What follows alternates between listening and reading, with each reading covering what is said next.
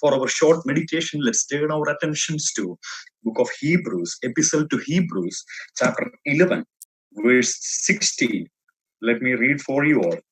And I'm reading from NASB, New American Standard Bible. But as it is, let me read once again the reference, book of Hebrews, chapter 11, verse 16.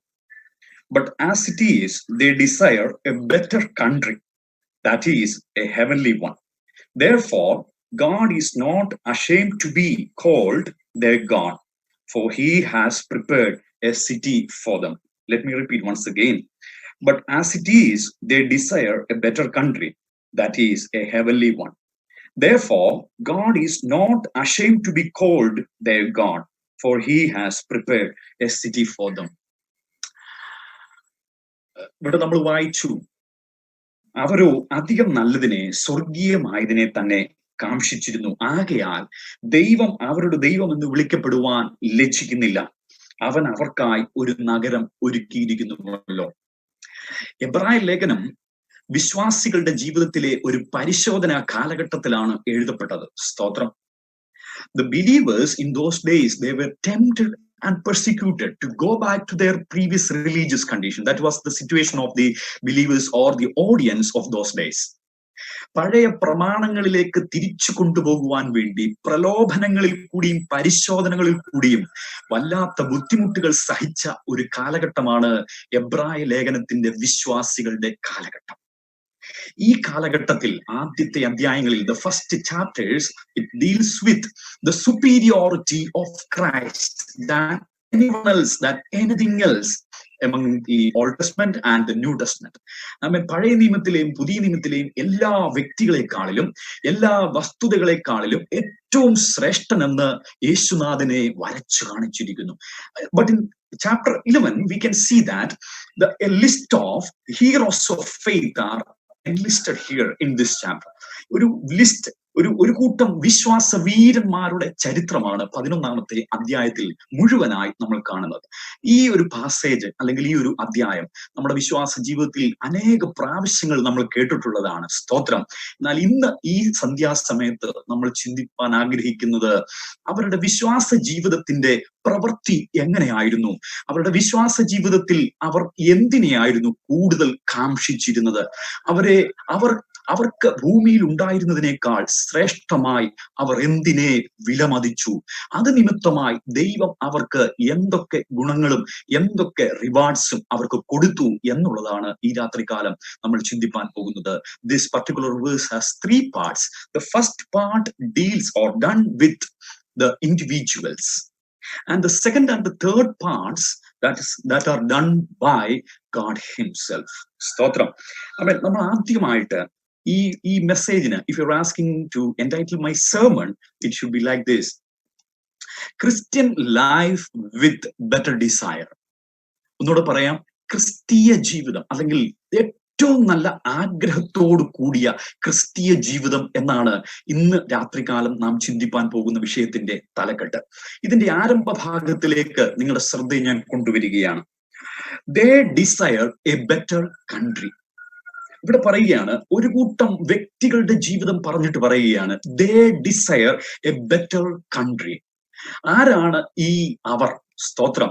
ആദ്യത്തെ വാക്യങ്ങൾ മുതൽ നമ്മൾ നോക്കുമ്പോൾ there we can see that a number of people, a number of Old Testament figures, a number of Old Testament heroes of faith were enlisted here in the first parts. ആദ്യത്തെ ഭാഗങ്ങളിൽ ഒരു കൂട്ടം ദൈവഭക്തന്മാരെ വിശദീകരിക്കുകയാണ്. അവരെ കുറിച്ചാണ് പേര് പറഞ്ഞ് അവരുടെ വിശ്വാസത്തിന്റെ പ്രവൃത്തി എന്ത് എന്ന് ഇതിന്റെ എഴുത്തുകാരനായ അപ്പോസ്തലൻ വിശദീകരിക്കുന്നത്. Let us see one by one who are these people and what is their faith actions in their lifetime. First of all, we need to go with verse 4. 4ാമത്തെ വാക്യത്തിൽ ഒരാളെ കുറിച്ച് നമുക്ക് കാണാൻ കഴിയുന്നു. ഒരാളെ കുറിച്ച് വ്യക്തമായി എഴുതിയിരിക്കുകയാണ്. 4ാമത്തെ വാക്യം, verse number 4.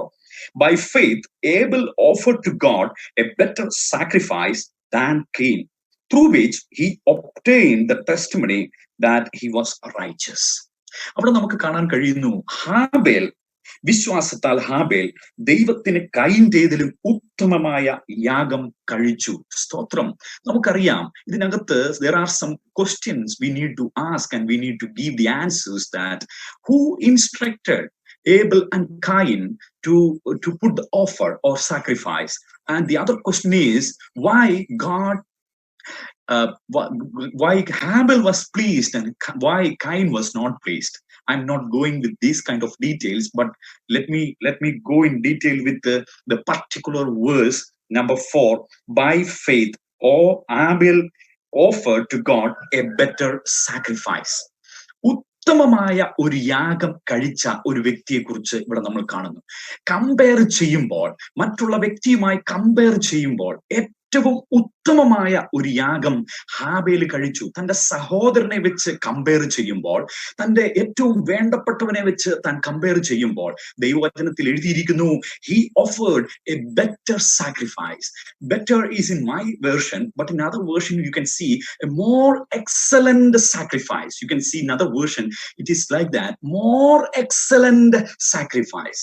ദൈവവചനത്തിലെ ഏറ്റവും ഉദാത്തമായ ഒരു സാക്രിഫൈസ്, ഒരു യാഗം കഴിക്കുക. ദൈവം ഏറ്റവും അധികം ഇന്ന് രാത്രിയിലും നമ്മളെ കുറിച്ച് ആഗ്രഹിക്കുന്ന ഒരു കാര്യം, നമ്മൾ ദൈവത്തിന് കൊടുക്കുന്നത് ഏറ്റവും ബെസ്റ്റ് ആയിരിക്കണമെന്ന് ദൈവം ആഗ്രഹിക്കുക. പഴയ നിയമത്തിൽ ദൈവവചനത്തിൽ നമ്മൾ ആവർത്തിച്ചു വായിക്കുന്നതും പുതിയ നിയമത്തിൽ യേശുനാഥൻ നമ്മെ പഠിപ്പിച്ചതുമായ ഏറ്റവും നല്ല ബെസ്റ്റ് പ്രിൻസിപ്പിൾ എന്തെന്ന് ചോദിച്ചാൽ, നിന്റെ കർത്താവിനെ പൂർണ്ണ ഹൃദയത്തോടും പൂർണ്ണ ആത്മാവോടും പൂർണ്ണ ശക്തിയോടും കൂടി അവനെ സ്നേഹിക്കുകയും അവനെ ആരാധിക്കുകയും ചെയ്യുക. അതാണ് ദൈവം പറഞ്ഞിരിക്കുന്നത്. ആമേൻ, സ്തോത്രം. When we are looking at the Old Testament discipline or these rules and regulations, we can see that God always repeats the same sentence, that you have to offer the sacrifice which should be blameless.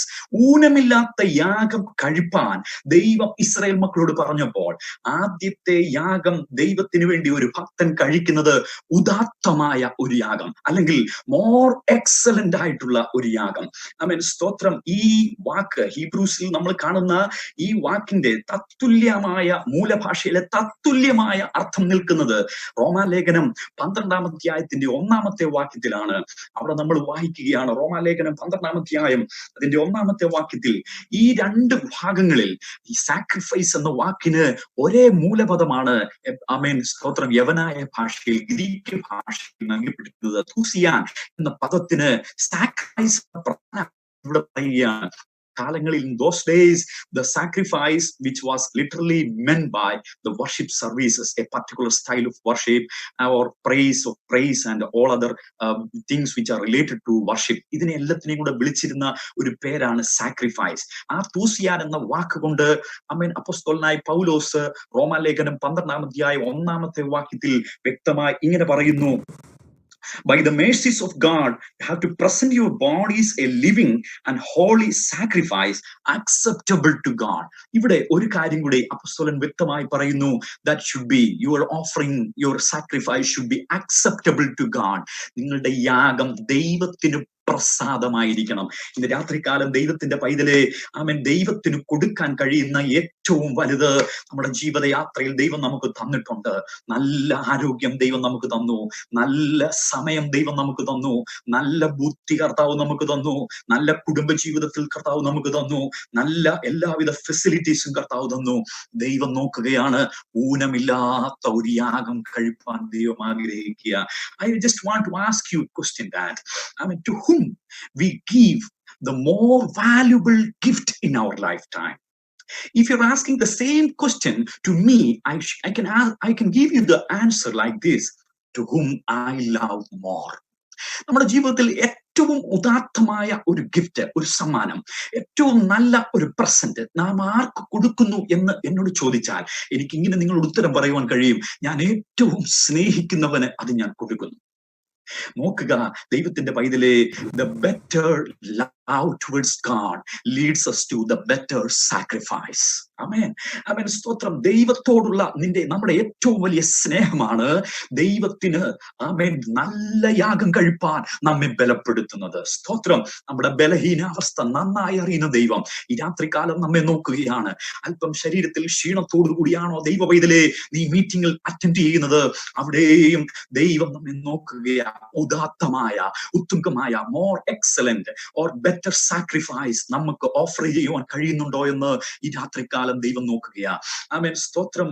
അപ്പോസ്തല പ്രവൃത്തിയിൽ 16-ാമത്തെ അധ്യായത്തിൽ ആമേൻ പൗലോസിനെയും ശീലാസിനെയും നമുക്ക് കാണുവാൻ കഴിയുന്നു. പകൽ മുഴുവനും കർത്താവിനെ പ്രസംഗിച്ചു കഴിഞ്ഞപ്പോൾ അവർക്ക് അതുവരെ നേരിട്ടിട്ടില്ലാത്ത കോൽ കൊണ്ടുള്ള അടിയേറ്റു. ആമേൻ. സ്തോത്രം. അവരുടെ വസ്ത്രം ഊരിപ്പറിച്ചു. ആമേൻ. സ്തോത്രം. അവർക്ക് ആമത്തിലിട്ടവരുടെ കാൽ പൂട്ടുവാൻ കൽപ്പന പുറപ്പെടുവിച്ചു.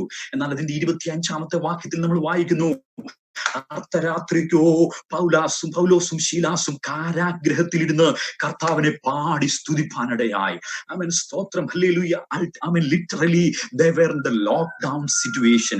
Their hands are locked in, their amen foot are locked in, their amen സ്തോത്രം bodies completely are locked in, but their tongues are not locked in. ആമേൻ. സ്തോത്രം. ഇന്ന് രാത്രികാലം എന്നെ കേൾക്കുന്ന ദൈവ പൈതലേ, നിന്റെ ജീവിതത്തിൽ എല്ലാ നിലവാരത്തിൽ നിന്നെ ചെയിനിലാക്കപ്പെട്ടതുപോലെ നിന്റെ ജീവിതത്തിൽ പുറത്തിറങ്ങാൻ കഴിയാതെ നിന്റെ ജീവിതത്തിൽ ഉള്ള സമ്മർദ്ദങ്ങൾ, സാഹചര്യങ്ങൾ വളരെ പ്രക്ഷുബ്ധമായി നിൽക്കുമ്പോഴും നമ്മുടെ ദൈവത്തിന് സ്തോത്രയാഗമർപ്പിപ്പാൻ സാഹചര്യങ്ങൾ തടസ്സമല്ലെന്ന് ഈ രാത്രികാലം ചിന്തിക്കട്ടെ. ആമേൻ. സ്തോത്രം. അവരുടെ വിശ്വാസത്തോടു കൂടിയുള്ള ആരാധന അത് ആമേൻ സ്തോത്രം ഒരു മെഡിറ്റേഷൻ അല്ലായിരുന്നു. അവരുടെ വിശ്വാസത്തോടു കൂടിയ സ്തോത്രാർപ്പണം ഒരു സൈലന്റ് പ്രെയർ അല്ലായിരുന്നു. അവർ പാടി സ്തുതിച്ചുകൊണ്ടിരുന്നപ്പോൾ ആമേൻ സ്തോത്രം തടവുകാർ ശ്രദ്ധിച്ചുകൊണ്ടിരുന്നു. That means it's an audible worship. It has a good loud voice. ആമേൻ. സ്തോത്രം. ഒരു നല്ല ശബ്ദം പുറപ്പെടുവിച്ചു ദൈവത്തെ ആരാധിച്ചു. ആമേൻ. ചിന്തിച്ചു നോക്കുക. പകലിൽ ദൈവത്തെ സ്തുതിക്കുവാൻ തുനിഞ്ഞപ്പോൾ ആസിയിൽ സുവിശേഷം പറയുന്നു വിലക്കി അവർ ഫ്രുഗ്യ വഴി ആമേൻ സ്തോത്രം ആമേൻ സ്തോത്രം ഇക്കോന്യ വഴി അവർ ഫിലിപ്പിയിലേക്ക് ചെന്നപ്പോൾ അവർക്ക് നേരിട്ടത് കർത്താവിനെ പ്രതിയുള്ള കഷ്ടങ്ങളാണ്. എന്നാൽ അതേ കർത്താവിനെ ഉയർത്തിയെങ്കിൽ അതിന്റെ അർത്ഥം ഇത്രമേ ഉള്ളൂ. ആമേൻ. മരണത്തിനോ ജീവനോ വാഴ്ചയ്ക്കോ അധികാരത്തിനോ ദൂതന്മാർക്കോ ഇപ്പോഴുള്ളതിനോ വരുവാനുള്ളതിനോ ഉയരത്തിനോ ആഴത്തിനോ എന്റെ ക്രിസ്തുയേശുവിനുള്ള സ്നേഹത്തിൽ നിന്ന് എന്നെ വേർപിരിക്കുവാൻ കഴിയില്ലെന്ന് അപ്പോസ്തലൻ ഉറച്ചിരിക്കുന്നു. രാത്രികാലം ഏബലിന്റെ ജീവിതത്തിൽ നിന്നുകൊണ്ട് we can get a good example from the life of Abel that he did not consider his brother and he did not bother about what he offered, but he offered the best sacrifice. In other words, he offered the more excellent sacrifice before God. Amen. Stotram. രണ്ടാമതായി we can go very fast because I need to stop within the stipulated time frame. Amen. Stotram. രണ്ടാമതായി we are looking at verse number 5. There you can see by faith Enoch was taken up so that he would not see death, and he was not found because God took him up. ഇവിടെ നമ്മൾ കാണാൻ കഴിയുന്നു ആമേൻ ഭക്തനായിരുന്ന ഹാനോക്കിന്റെ ജീവിതത്തെ കുറിച്ച് എബ്രായ ലേഖനത്തിന്റെ കർത്താവ് എഴുത്തുകാരൻ വിശദമായി പറയുന്നു. അവനെ ദൈവം എടുത്തുകൊണ്ടതിനാൽ അവനെ കാണാതെയായി. സ്തോത്രം. ഉൽപ്പത്തി പുസ്തകം ആമേൻ ഞാൻ നിങ്ങളെ അങ്ങോട്ട് കൊണ്ടുപോകുകയാണ്. ഉൽപ്പത്തി പുസ്തകം 5-ാമത്തെ അധ്യായം ആമേൻ സ്തോത്രം അതിന്റെ 22-ാമത്തെ വാക്യം നമ്മൾ വായിക്കുമ്പോൾ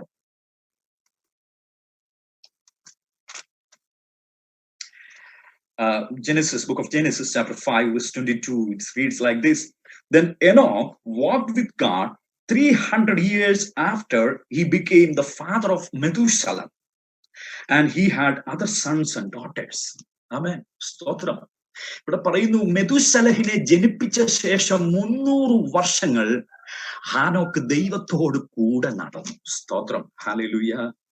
ആമേൻ. സ്തോത്രം. യൂഷ്വലി the people നമുക്കറിയാം സ്തോത്രം വിവാഹത്തിന് മുമ്പ് കുടുംബജീവിതത്തിൽ പ്രവേശിക്കുന്നതിനൊക്കെ മുമ്പ് ദൈവത്തോടുകൂടെ നടക്കുവാൻ അല്പസ്വല്പം താല്പര്യവും സമയവും ഒക്കെ അനുവദിച്ചു കിട്ടുമ്പോൾ കുടുംബജീവിതത്തിൽ പ്രവേശിച്ചതിന് ശേഷം ദൈവത്തിന്റെ കൂടെ നടക്കുക എന്ന് പറഞ്ഞാൽ അത്ര ഈസി കാര്യമല്ലെന്ന് നമുക്കറിയാം.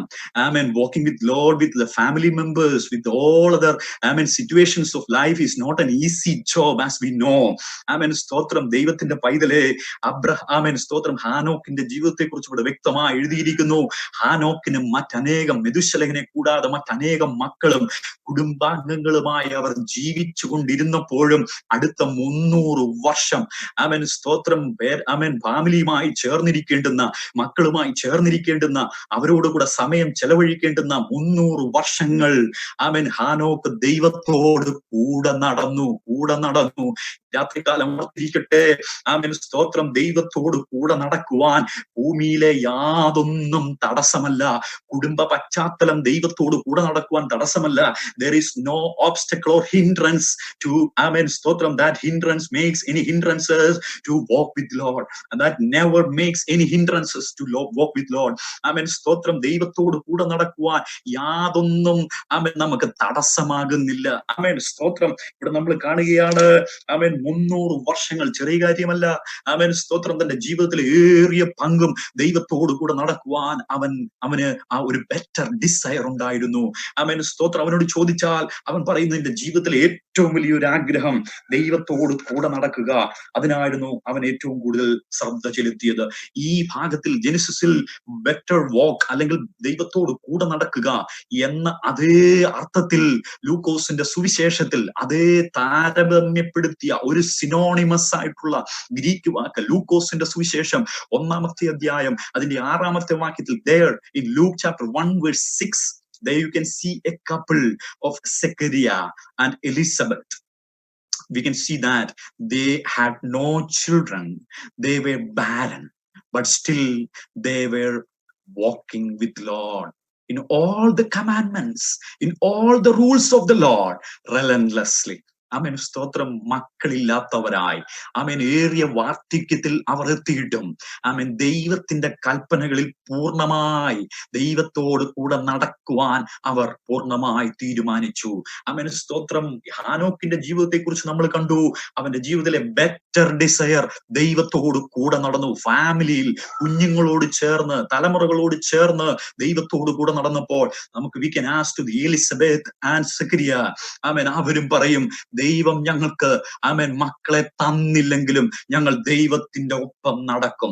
ആമേൻ സ്തോത്രം. ദൈവവൈതലേ, നിന്റെ സുഖകാലത്തും നിന്റെ ദുഃഖകാലത്തും ദൈവത്തോട് ചേർന്ന് നടക്കുവാൻ ദൈവം ഈ വചനത്തിൽ കൂടി നമ്മെ ആഹ്വാനം ചെയ്യുകയാണ്. ആമേൻ മക്കൾ ഉള്ളത് ദൈവത്തിന്റെ കൂടെ നടക്കുവാൻ തടസ്സമല്ല. മക്കൾ ഇല്ലാത്തത് ദൈവത്തോടൊപ്പം നടക്കുവാൻ തടസ്സമില്ല.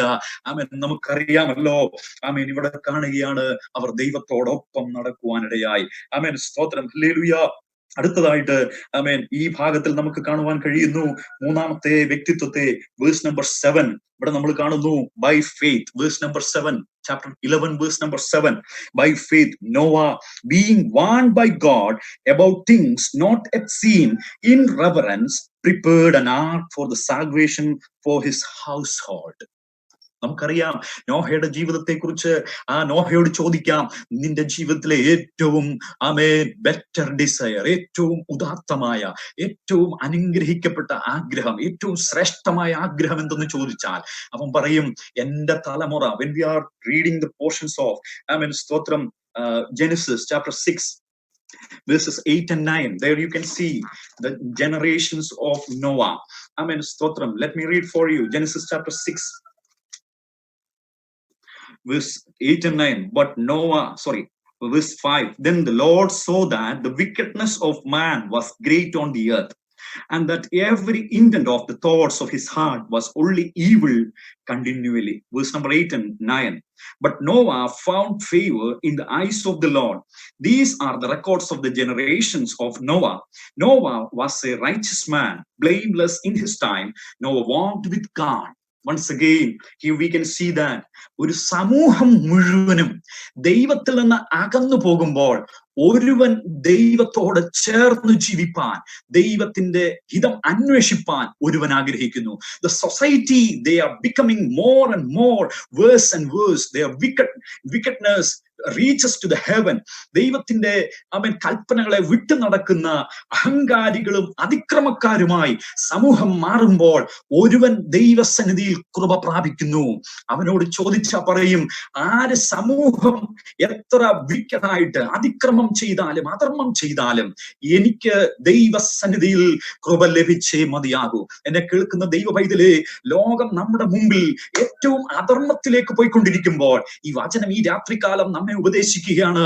ദൈവസന്നിധിയിൽ നമുക്ക് വിശ്വസ്തത പുലർത്തുവാൻ, ദൈവസന്നിധിയിൽ കൊടുക്കുവാനുള്ള ഏറ്റവും നല്ല ആഗ്രഹത്തോടെ ജീവിക്കുവാൻ നമുക്ക് ഈ വചനം നമ്മെ രാത്രികാലം പ്രബോധിപ്പിക്കുകയാണ്. ആമേൻ, സ്തോത്രം. നോഹ, ആമേൻ, സ്തോത്രം, ആ ജീവിതത്തിൽ അവൻ ഒറ്റയ്ക്കായിരുന്നു. അവന്റെ ജീവിതത്തിൽ അവനോട് കൂടെ നിൽക്കുവാൻ സമൂഹത്തിൽ നിന്ന് ഒരുവനും വന്നില്ല എന്ന് നമുക്ക് തുറന്നുള്ള വാക്യങ്ങളിൽ വായിക്കുമ്പോൾ കഴിയുന്നു. ആമേൻ, സ്തോത്രം. He was warned about the situation around him and his family. ആമേൻ. ഇവിടെ വാക്യത്തിൽ ഇങ്ങനെയാണ് പറയുന്നത്, in reverence he prepared an ark for the salvation of his household. അവന്റെ കുടുംബത്തിന്റെ രക്ഷയ്ക്കായിട്ട് ഒരു പെട്ടകം ഉണ്ടാക്കുവാൻ ഭയഭക്തി പൂണ്ടു എന്ന് ദൈവവചനത്തിൽ എഴുതിയിരിക്കുന്നു. ആമേൻ, സ്തോത്രം. ഇതേ അർത്ഥത്തിൽ അപ്പോസ്തലനായ പൗലോസ് ഫിലിപ്പി ലേഖനത്തിൽ അതിന്റെ 2-ാമത്തെ അധ്യായം 12-ാമത്തെ വാക്യത്തിൽ ഇതേ വാക്കുകൾ ഉച്ചരിച്ചുകൊണ്ട് ഇങ്ങനെ പറയുന്നു, വക്രതയും കോട്ടവുമുള്ള തലമുറയിൽ നിങ്ങൾ അനിന്യരും പരമാർത്ഥികളുമായി ദൈവത്തിന്റെ പ്രകാശം വഹിച്ചു കൊണ്ടുപോകുവാൻ ഇങ്ങനെ വായിക്കുകയാണ്. ഒന്നുകൂടെ ഞാൻ ആ ഭാഗം ഒന്ന് പറയാം. ഫിലിപ്പി ലേഖനം, Epistle to Philippians chapter 2 verse 12 onwards. Work out your salvation with fear and trembling. Verse 15, so that you will prove yourself to be blameless and innocent, children of God above reproach in the midst of a crooked and perverse generation, among whom you appear as light in the world. നോഹയ്ക്ക് എപ്രകാരം ദൈവത്തിൽ നിന്ന് കൃപ ലഭിച്ചുവോ അതേ ആശയം അപ്പോസ്തലനായ പൗലോസ് പറയുന്നു. നീ സമൂഹത്തെ നോക്കണ്ട, ദൈവത്തിന് വേണ്ടി നല്ലത്, ദൈവത്തിൽ നിന്ന് നല്ലത് കാംക്ഷിക്കട്ടെ, ദൈവത്തിൽ നിന്ന് ഏറ്റവും ഉദാത്തമായത് കാംക്ഷിക്കട്ടെ. നീ സമൂഹത്തെ നോക്കിയാൽ ദൈവത്തിന് നിനക്ക് നല്ലതൊന്നും ചെയ്യുവാൻ കഴിയത്തില്ല. ആമേൻ, സ്തോത്രം. അവിടെ നമ്മൾ കാണുന്നു, ആമേൻ, പൗലോസ് നമ്മെ ആഹ്വാനം ചെയ്യുകയാണ്. ആമേൻ, സ്തോത്രം. ആമേൻ, work out for your salvation. ആമേൻ, ആമേൻ, സ്തോത്രം. അതുപോലെ വിത്ത് ട്രെംബ്ലിംഗ് ആൻഡ് ഫിയർ, ഭയത്തോടും വിറയലോടും കൂടെ നിന്റെ രക്ഷയ്ക്കായി നീ പ്രവർത്തിക്കുക. ഈ രാത്രികാലം എന്നെ കേൾക്കുന്ന ദൈവ പൈതലേ, സമൂഹത്തെ നോക്കിയാൽ നമുക്ക് ദൈവത്തിനായി നല്ലത് പ്രവർത്തിപ്പാൻ കഴിയത്തില്ല. സമൂഹത്തെ നോക്കിയാൽ, നമ്മുടെ അയൽപക്കങ്ങളെ നോക്കിയാൽ, നമ്മുടെ ചുറ്റുപാടുകളെ നോക്കിയാൽ, ദൈവത്തെ അറിയാത്ത മറ്റിതര ആളുകളെ, അവരുടെ ജീവിത സാഹചര്യങ്ങളെ നോക്കിയാൽ ദൈവത്തെ പ്രസാദിപ്പിക്കുവാൻ നമുക്ക് കഴിയത്തില്ല. ഈ രാത്രികാലം വചനത്തെ ആവർത്തിച്ചോർപ്പിക്കട്ടെ. ബെറ്റർ ഡിസയറുമായി ജീവിക്കുവാനാണ് കർത്താവ് നമ്മെ ആഗ്രഹിക്കുന്നത്. ഈ ഭൂമിയിലുള്ളതല്ല, ദൈവത്തിൽ നിന്നുള്ളത് തന്നെ കാംക്ഷിപ്പാൻ കർത്താവ് നമ്മെ കുറിച്ച് ആഗ്രഹിക്കുക. 4-ാമത്തായി ആമേൻ, നമുക്ക് മറ്റൊരു വ്യക്തിത്വത്തെ ഇവിടെ കാണുവാൻ കഴിയുന്നു. Verse number 8, chapter 11, verse number 8. By faith Abraham, when he was called, obeyed by going out to a place which he was to receive for an inheritance. And he went out not knowing where he was going. 4-ാമതായിട്ട് നമുക്ക് ഏറ്റവും സുപരിചിതനായ ഒരു വ്യക്തിത്വത്തെ ലേഖനകർത്താവ് നമുക്ക് കൊണ്ടുതരികയാണ്. അബ്രഹാമിന്റെ ജീവിതം. Hallelujah. അബ്രഹാമിനെ കുറിച്ച് നമുക്ക് അനേക കാര്യങ്ങൾ അറിയാം. പക്ഷേ ഇന്ന് രാത്രികാലം 2 കാര്യങ്ങൾ മാത്രം പറഞ്ഞ് ആ വിഷയത്തിൽ നിന്ന് മടങ്ങിപ്പോകുവാൻ ഞാൻ ആഗ്രഹിക്കുകയാണ്. 12-ാമത് ഉൽപ്പത്തി പുസ്തകം, Genesis chapter 12 verse 1 onwards, there you can see that God called Abraham to go forth and leave your family, kindred, your clan and your all kinds of profession. എല്ലാത്തിനെയും വിട്ട്, നിന്റെ കുടുംബ പശ്ചാത്തലം വിട്ട്, നിന്റെ സമൂഹത്തെ വിട്ട്, നിന്റെ ചാർച്ചക്കാരെ വിട്ട്, നിന്റെ പിതൃദേശത്തെ വിട്ട്, നിനക്കുണ്ടായിരുന്ന എല്ലാത്തിനും വിട്ട്. Then the next portion is, go to a place which I am going to see, going to show you. ആമേൻ, സ്തോത്രം. ഞാൻ നിന്നെ കാണിപ്പാനിരിക്കുന്ന ദേശത്തേക്ക് നീ പോകുക. We all know that promise is an indefinite, that is in an indefinite condition. എവിടേക്കാ പോകേണ്ടതെന്ന് ചോദിച്ചാ കർത്താവ് പറയുന്ന, ദൈവം പറഞ്ഞൊരു കാര്യം, ഇപ്പൊ ഞാൻ നിന്നെ കാണിക്കത്തില്ല, പക്ഷെ ഞാൻ നിന്നെ ഒരു ദിവസം കാണിക്കും. ആ ദേശത്തേക്ക് നീ ഇപ്പോഴേ യാത്ര തുടങ്ങുക. ഹല്ലേലൂയ. ആമേൻ. സ്തോത്രം. Hallelujah. Without knowing, without asking any question, without murmuring anything against the promise of God, he just obeyed it. ആമേൻ. സ്തോത്രം. ദൈവം പറഞ്ഞ ഒരു വാഗ്ദത്തം അത് ഇങ്ങനെയാകുമോ അങ്ങനെയാകുമോ, എന്റെ ഫാമിലി കണ്ടീഷൻ ഇങ്ങനെയാണല്ലോ, now I have a good earnings in my family, എന്റെ ജീവിതത്തിൽ നല്ലൊരു ജോലി, നല്ല ഒരു കുടുംബ പശ്ചാത്തലം, നല്ല ഒരു ഭാവന അന്തരീക്ഷം ഉണ്ടെങ്കിലും ദൈവമേ അടുത്ത ദിവസം എന്താകുമെന്ന് ചോദിക്കാതെ, അടുത്ത ദിവസങ്ങളിൽ ഞാൻ എവിടെ എത്തുമെന്നറിയാതെ, ഞാൻ എങ്ങനെ പോകുമെന്ന് ഒന്നും മർമ്മർ ചെയ്യാതെ, ഒന്നും പിറുപിറുക്കുന്നതിന് പകരം അവൻ വിശ്വാസത്തോടെ ചുവടുവെച്ചപ്പോൾ ദൈവം അവനെ നീതീകരിച്ചു എന്ന് ദൈവവേദിയിൽ നമുക്ക് കാണുവാൻ കഴിയുന്നു. അവൻ സ്തോത്രം. obeyed perfectly. What is the better desire in Abraham's life? He can give us this answer. Somehow I need to obey. എന്തു വന്നാലും ഏത് നിലവാരത്തിലും എന്റെ ദൈവത്തെ പൂർണ്ണമായി അനുസരിപ്പാൻ ഞാൻ ഏറ്റവും അധികം കാംക്ഷിച്ചു. I need to be an obedient person before the sight of the Lord. ദൈവത്തോട് തിരിച്ചൊന്നും ചോദിക്കാതെ ദൈവം കാണിച്ചു തന്ന, ദൈവം പറഞ്ഞ വാക്കിന് സബ്ഡ്യൂ ചെയ്യുവാൻ, സറണ്ടർ ചെയ്യുവാൻ, വിധേയപ്പെടുവാൻ ഇന്ന് രാത്രികാലം ദൈവത്തിന്റെ വചനം കേൾക്കുന്ന ദൈവ പൈതലേ, കർത്താവ് നമ്മെ കുറിച്ച് ആഗ്രഹിക്കുകയാണ്. തിരിച്ചൊന്നും ചോദിക്കണ്ട. Our God knows everything. He knows what is the reason why you are here.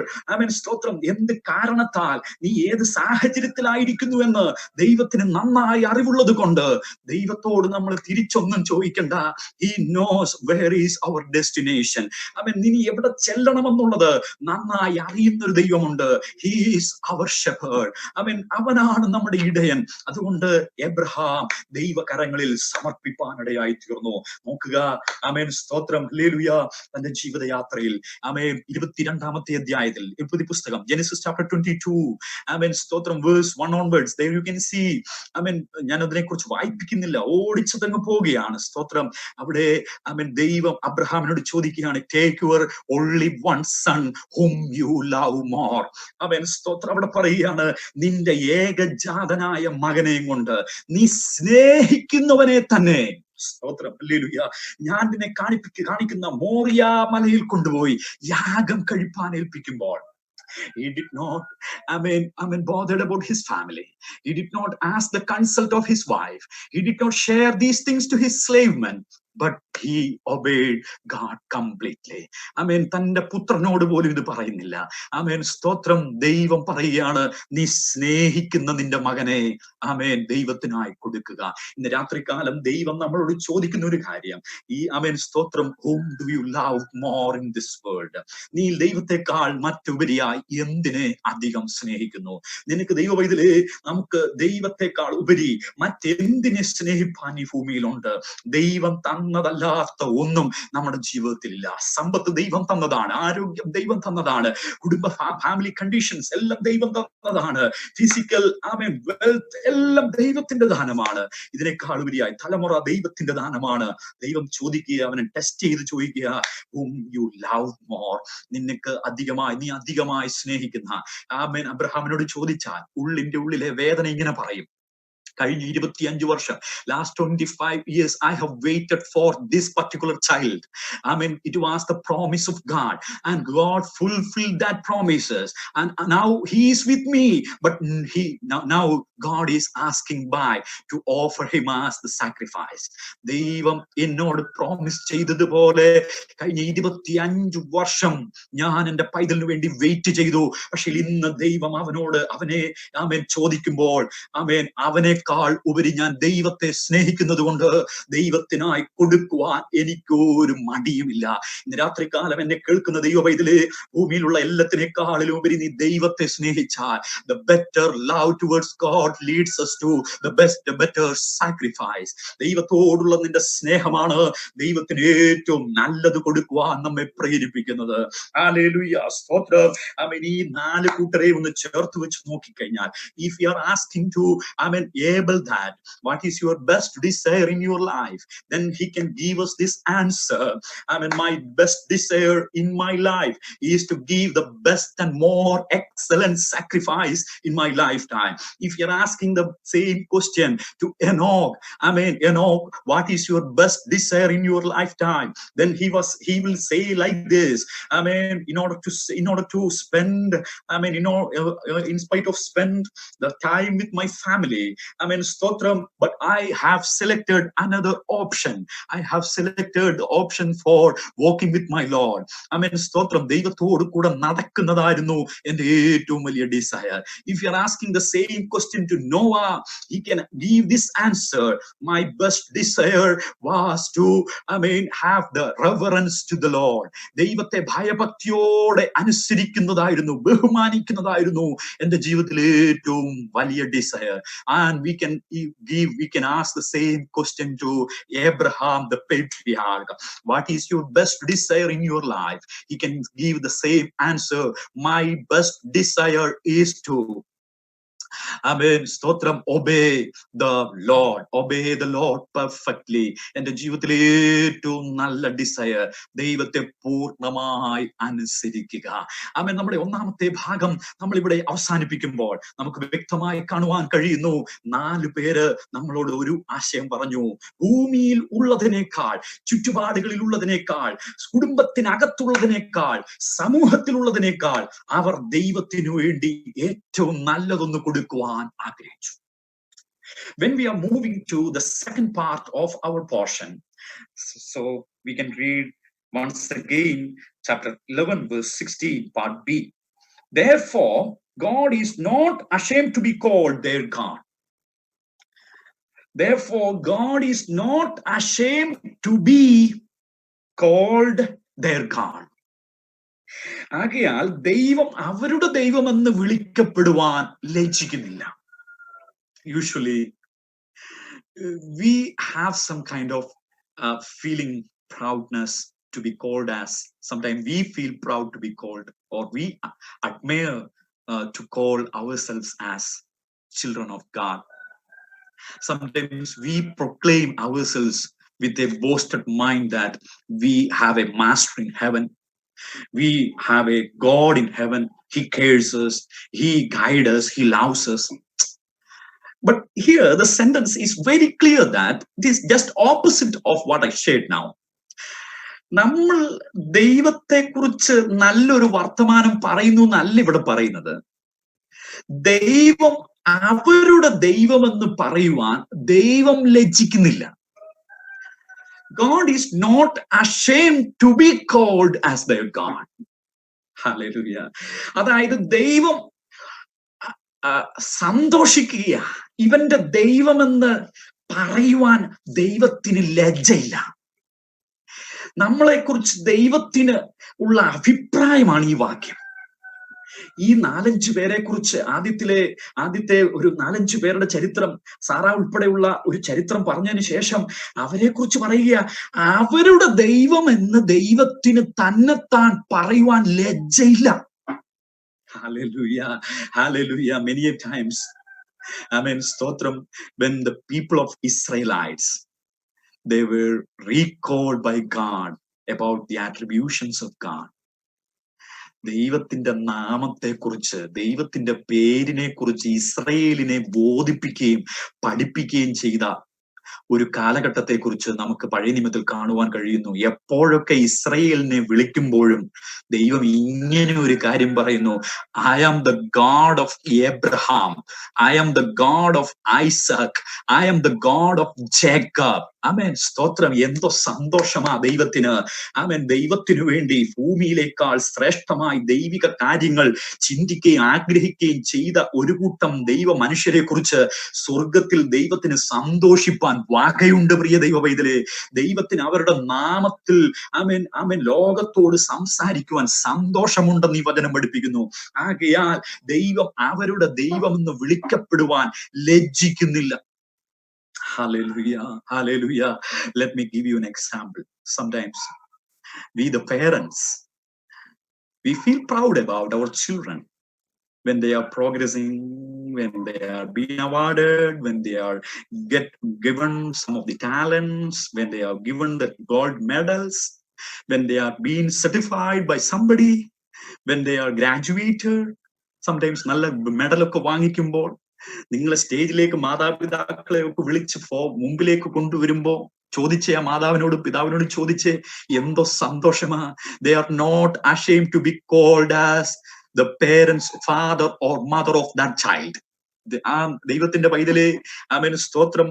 ആ കുഞ്ഞിന്റെ മാതാവായി പിതാവായി ആയിരിക്കുന്നതിൽ വളരെ സന്തോഷത്തോടുകൂടി ആമേൻ ആ മാതാവും പിതാവുമായിരിക്കുന്നു. ഇതിന്റെ ഒരു ഓപ്പോസിറ്റ് സൈഡ് ഉണ്ട്. കുഞ്ഞുങ്ങൾ ദൈവകൃപയിൽ നിന്ന് അല്ല, ആമേൻ, ലോകപരമായി ജീവിച്ച് ആമേൻ പൈശാചിക തന്ത്രങ്ങളിൽ കുടുങ്ങി ഈ ലോകത്തിന്റെ അതിക്രമങ്ങളിൽപ്പെട്ട് ഉഴന്ന് അവൻ വല്ലാത്ത കേസിനകത്ത് പിടിപെട്ട് കഴിയുമ്പോൾ ഒരു മാതാവിന്റെയും പിതാവിന്റെയും ഹൃദയത്തിന്റെ വേദന എത്രമാത്രമാണെന്ന് നമുക്ക് ഊഹിക്കാവുന്നതേ ഉള്ളൂ. ആമേൻ, സ്തോത്രം. അങ്ങനെയെങ്കിൽ this evening I want to say that there is a Father in heaven for us who is grieving at the same time, who is in happiness. ആമേൻ. ദൈവത്തെ കുറിച്ച് നമ്മൾ ചിന്തിക്കുമ്പോൾ ഈ വചനം നമ്മെ പഠിപ്പിക്കുന്നു, സ്വർഗത്തിൽ നമുക്കൊരു പിതാവുണ്ട്, നമുക്ക് വേണ്ടി സന്തോഷിക്കുകയും ആമേൻ ആ സമയം തന്നെ ചിലപ്പോൾ നമുക്ക് വേണ്ടി വേദനിക്കുന്ന ഹൃദയമുള്ള ഒരു സ്വർഗീയ പിതാവ് ഉണ്ടെന്ന് വചനം നമ്മെ കുറിച്ച് പഠിപ്പിക്കുക. ഞാൻ വേഗത്തിൽ മുന്നോട്ട് പോകട്ടെ. When we are reading the book of Job, there you can see that Satan was standing before the before the court of God. I mean, he was defending, he was making some arguments against Job, and he was accusing him without any reason. But what God's answer is, I know him. അവനെ പോലെ നീതിമാനും നിഷ്കളങ്കനും ദോഷം വിട്ടകലുന്നവനും ഭക്തനുമായവൻ ഭൂമിയിൽ വേറെ ആരുമില്ലെന്ന് വളരെ സന്തോഷത്തോടുകൂടെ ദൈവം പറയുമ്പോൾ, ഈ രാത്രികാലം എന്നെ കേൾക്കുന്ന ദൈവ പൈതലേ, നമ്മെ കുറിച്ച് ദൈവം സന്തോഷിക്കുന്ന ദിവസങ്ങളായി തീരട്ടെ.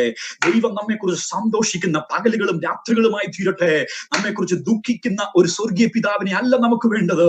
നമ്മുടെ ജീവിതത്തിൽ ഏറ്റവും ശ്രേഷ്ഠമായി ദൈവത്തിന് ഒരു സ്ഥാനം കൊടുക്കുമ്പോൾ സ്വർഗം നമ്മെ കുറിച്ച് സന്തോഷിക്കുന്ന ദിവസങ്ങളുണ്ട്. ഞാൻ അവരുടെ ദൈവമെന്ന് പറയുവാൻ ദൈവത്തിന് സന്തോഷമുണ്ടാകട്ടെ. ഈ രണ്ടാമത്തെ പോയിന്റിൽ ആമേൻ നമുക്ക് വേണമെങ്കിൽ ഇങ്ങനെ അതിന് ടൈറ്റിൽ കൊടുക്കാം, God admires about those who have the better desire. ആമേൻ. ജീവിതത്തിൽ ഏറ്റവും ഉദാത്തമായ, ആമേൻ, ജീവിതത്തിൽ ഏറ്റവും നല്ല കാംക്ഷ ദൈവസന്നിധിയിൽ വെച്ച് പുലർത്തുന്നവരെ കുറിച്ച് ദൈവം ഏറ്റവും അധികം സന്തോഷിക്കുന്നു. ആമേൻ. നമ്മുടെ മൂന്നാമത്തെ ഭാഗത്തിലേക്ക് ഓടിപ്പോകട്ടെ. ആമേൻ. നമ്മുടെ മൂന്നാമത്തെ part, chapter 11 verse 16, part C, last part. For he has prepared a city for them. നോക്കിയേ, ആദ്യത്തെ ഭാഗത്ത് നമ്മൾ കണ്ടു, സ്തോത്രം, ബെറ്റർ ഡിസയറുമായി ജീവിച്ച ഒരു കൂട്ടം ആളുകൾ, അവരെ കുറിച്ച് ദൈവം ഏറ്റവും നല്ല സന്തോഷത്തോടെ അവരെ കുറിച്ച് പറയുവാൻ ഇഷ്ടപ്പെടുന്നു. ദൈവം അവരുടെ ദൈവമെന്ന് പറയുവാൻ ദൈവം ഇഷ്ടപ്പെടുന്നു. Now we are moving to the third part, the godly rewards for those who have the better desire. ആമേൻ. ദൈവത്തിന്റെ ആമേൻ മുമ്പാകെ ഏറ്റവും നല്ലതൊന്ന് ആഗ്രഹിക്കുന്നവർക്ക് വേണ്ടി ദൈവവും ഏറ്റവും നല്ലതിനെ കരുതി വെക്കുന്നു. ആമേൻ. സ്തോത്രം. അവർക്കായി അവൻ ഒരു നഗരം ഒരുക്കിയിരിക്കുന്നു.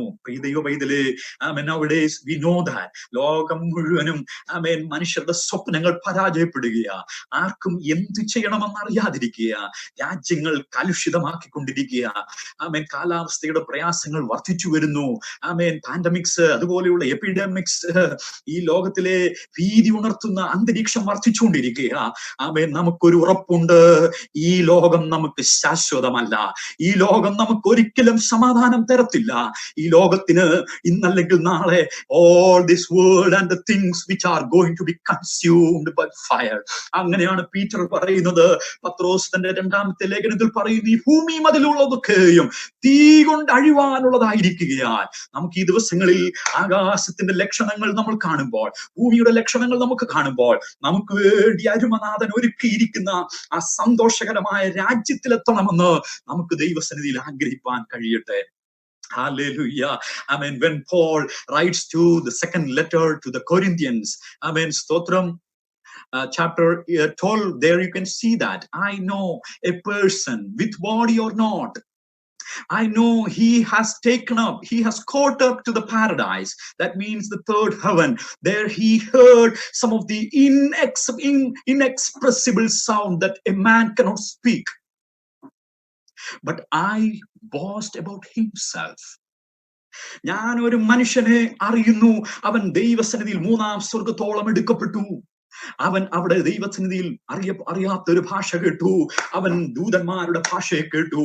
ഇത് എഴുതിയതിനു ശേഷം 3 വർഷത്തിന് ശേഷം, when he writes to the Philippians chapter 1 verse 23, there you can see that. Amen. ഇങ്ങനെയാണ് പോൾ പറയുന്നത്. Amen. സ്തോത്രം. I have a better desire to depart and be with Christ. Hallelujah. That is very much better.